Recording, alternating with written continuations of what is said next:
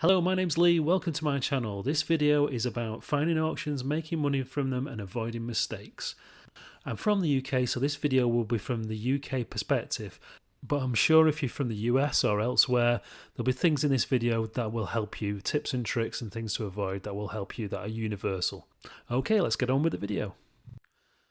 This is a video for people who want to buy to resell from auctions. So you've decided you want to go to an auction.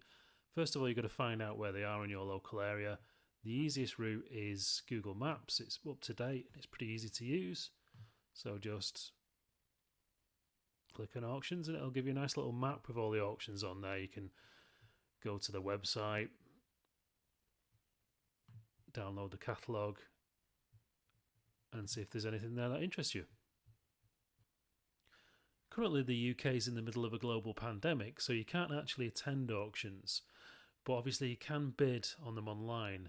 Now I always like to attend my auctions because you can check the condition of the items better, you can see what's missing, if there's cracks, if there's chips, perhaps you can see things that are included that it isn't obvious on the actual listing. You can find things in boxes that there's perhaps not a picture of. So there's nothing wrong with bidding on online auctions, nothing wrong at all. But if you can, always attend the auction. It will give you a competitive edge. You also have to think, what type of auction are you interested in going to? What interests you? What do you like reselling? So there's going to be specialist auctions like record auctions, toys, collectibles, just general collectibles, more high-end art sales. So you need to download the catalogue, have a good look through it before you set off and decide whether you want to spend your afternoon or your evening at this auction, and it needs to be worthwhile. If you're travelling out to an auction, you need to be coming back with a good boot full of stuff. There are other websites that will be of help. There's iBidder.com, there's thesaleroom.com and bidspotter.co.uk. Now what you can do on these websites is you can just search lots directly. So you can say what you're looking for, say it's laptops, and that will show you lots in the UK where there's laptops in the listing.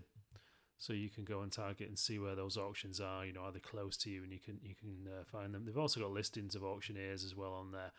So you've decided which auction you want to go to. Now's the time to prepare for the auction. So you need to make sure you've got plenty of bubble wrap, boxes in your car boot to make sure that you can protect items, fragile items on the way home. It's no good having the thing smashed by the time you get back. Also, arrive early at the auction. This is going to give you plenty of time to look over each item, because later on I'm going to explain the things that you need to be careful of when you're looking at items in an auction. Now this is where you need to make yourself aware of what the fees are in the auction.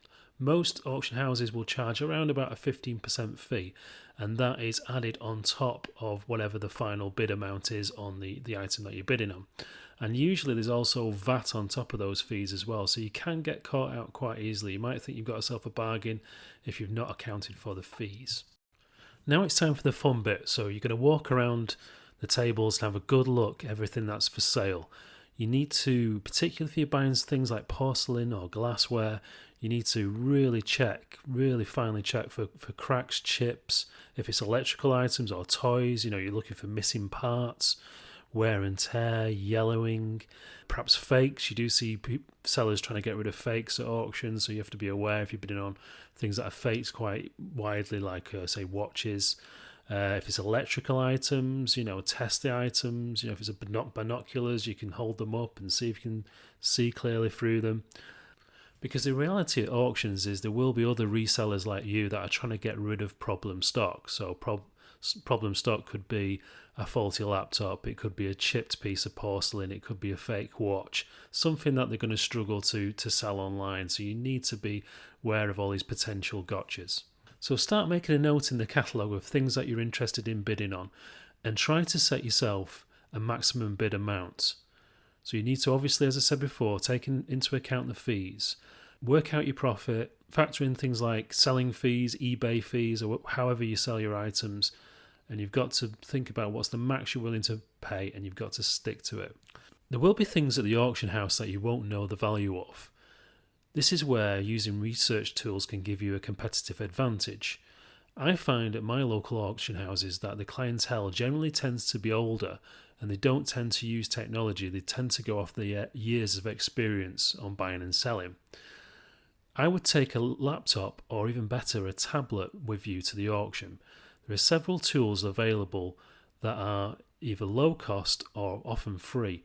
One of them is included when you're a business seller on eBay. It's called Terapeak, and this gives you 12 months of eBay sold data, which is fantastic. That should meet most people's needs.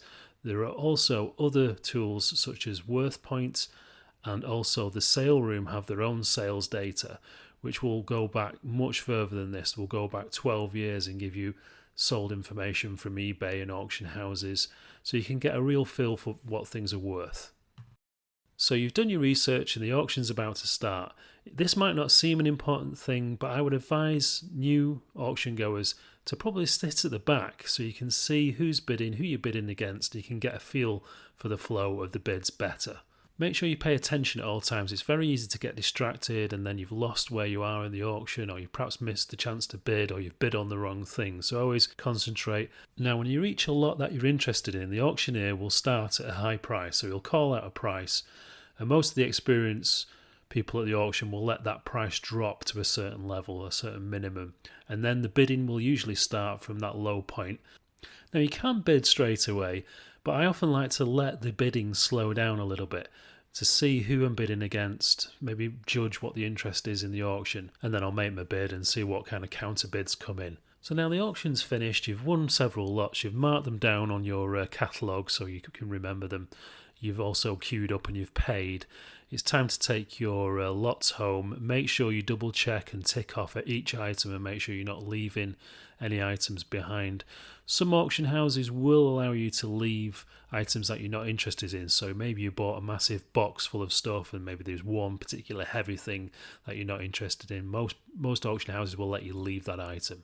It can be a great opportunity at the end of auctions and at the beginning of auctions to do some networking. There will be other resellers there at the auction. There will be perhaps people that do house clearances there. You can perhaps make a business contact to take items off them without them needing to put items into auction. So it's always worth, maybe you've got a business card, maybe you don't, maybe just swap mobile phone numbers and do some networking. It is a good opportunity to get to know your fellow resellers. I had an occasion where I got chatting to a couple and it turned out they were actually clearing the house and their garage that had been just accumulating stuff over the years, and they saw the kinds of stuff that I was buying and they thought I might be interested. So after the auction I just drove down there and just paid them directly, and they had an absolute treasure trove of retro games and board games in the garage, so it was a fantastic deal. So to wrap up, auctions are a great way of getting stock. You can really fill that car boot full of stuff at one go rather than buying things piecemeal from car boots and charity shops. It's a really good opportunity to get some stock in very quickly. You do tend to pay a little bit more than you would do perhaps at a car boot because you are competing against all the other resellers, but there will be opportunities there.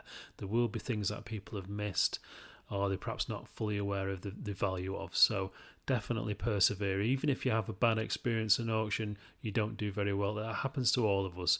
Go again next week and I'm sure things will be different. So I hope you enjoyed my video. Please like and subscribe.